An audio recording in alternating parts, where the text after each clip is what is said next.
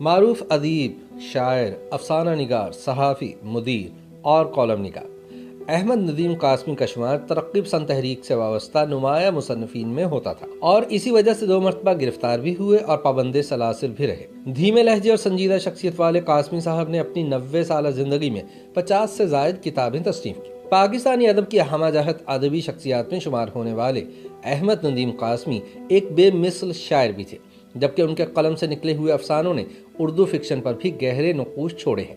شاعری کو اپنا پہلا عشق ماننے والے قاسمی کے الفاظ کی بے ساختگی نے ادب کی دنیا میں کبھی نہ مٹنے والے نقوش چھوڑے ہیں۔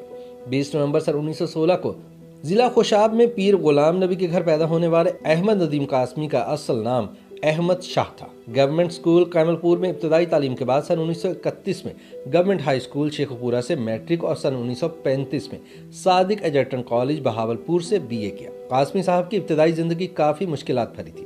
جب وہ اپنے آبائی گاؤں کو خیر بات کہہ کر لاہور پہنچے تو ان کی گزر بسر کا کوئی سہارا نہ تھا۔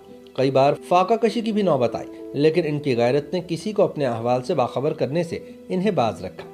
انہی دنوں ان کی ملاقات اختر شیرانی سے ہوئی، جنہوں نے قاسمی کو لاہور میں سیٹل کرنے میں کافی مدد کی۔ قاسمی بھی اختر شیرانی کی شاعری کے گرویدہ تو پہلے ہی سے تھے، لیکن ان کے مشفقانہ رویے نے قاسمی صاحب کو ان سے شخصی طور پر بھی بہت قریب کر دیا۔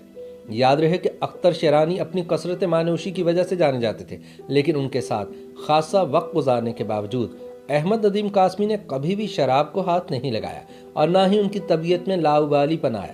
اس سے ان کے مزاج کی استقامت اور خود پر قابو رکھنے کی صلاحیت کا اندازہ ہوتا ہے۔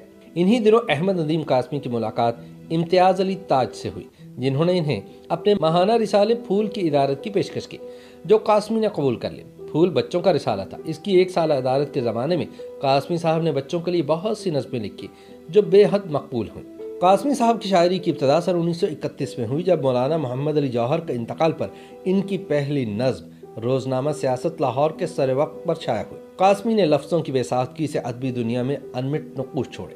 سعادت حسن منٹو، راجندر سنگھ بیدی، کرشن چندر، عصمت چغتائی اور غلام عباس جیسے افسانہ نگاروں اور چوٹی کے ہم اثر شعراء کی موجودگی میں ان دونوں اصناف اپنی پہچان بنانا معمولی بات نہیں تھی۔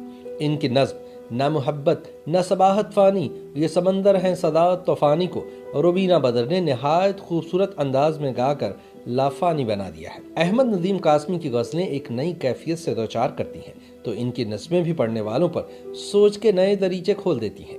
شاعری احمد ندیم قاسمی کا پہلا عشق تھی۔ لاتعداد خوبصورت غزلوں اور نظموں کے خالق ان کے کچھ اشعار تو اس قدر زبان زدے خاص و عام ہیں کہ انہیں ضرب المثل کی حیثیت حاصل ہوئی، جیسا کہ کون کہتا ہے کہ موت آئی تو مر جاؤں گا، میں تو دریا ہوں سمندر میں اتر جاؤں گا۔ احمد ندیم قاسمی کا انتقال 10 جولائی سن 2006 کو 90 برس کی عمر میں مختصر علالت کے بعد حرکت قلب بند ہو جانے سے لاہور میں ہوا۔ ان کی گراں قدر خدمات کے اعتراف میں انہیں ستارہ امتیاز سے نوازا گیا۔ تمام عمر قلم کی خدمت کرنے والے قاسمی صاحب نے 50 سے زائد کتب، 17 افسانوی مجموعے اور 6 شعری مجموعے لکھے۔ تنقید و تحقیق کی 3 کتابوں کے علاوہ ترتیب و ترجمہ کی 6 کتابیں اور بچوں کے لیے بھی بہت کچھ لکھا، جس کا انتخاب 3 کتابوں کی صورت شائع ہوا۔ بھارتی فلم انڈسٹری کے کئی سپر ہٹ گانے لکھنے والے مقبول ترین شاعر گلزار احمد ندیم قاسمی کو اپنا استاد مانتے تھے اور ان کی وفات پر گلزار ہی کی کہی گئی نظم بابا واقعی انہیں خراج عقیدت پیش کرنے کا حق ادا کر دیتی ہے۔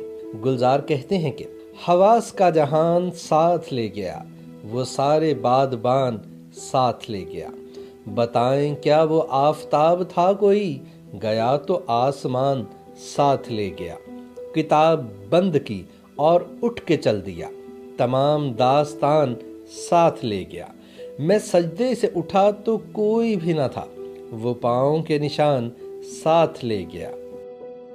YouTube پر گوگلی نیوز دیکھنے کے لیے youtube.com کی سرچ بار میں گوگلی نیوز TV ٹائپ کریں۔ گوگلی نیوز کے پیج پر سرخ رنگ کے سبسکرپشن والے بٹن پر کلک کرنا نہ بھولیے۔ YouTube پیج پر اپلوڈ ہونے والی ویڈیوز سے باخبر رہنے کے لیے بیل آئیکن پر کلک کیجیے۔ آپ کو ہر نئی ویڈیو کے بارے میں نوٹیفیکیشن موصول ہو جائے گا۔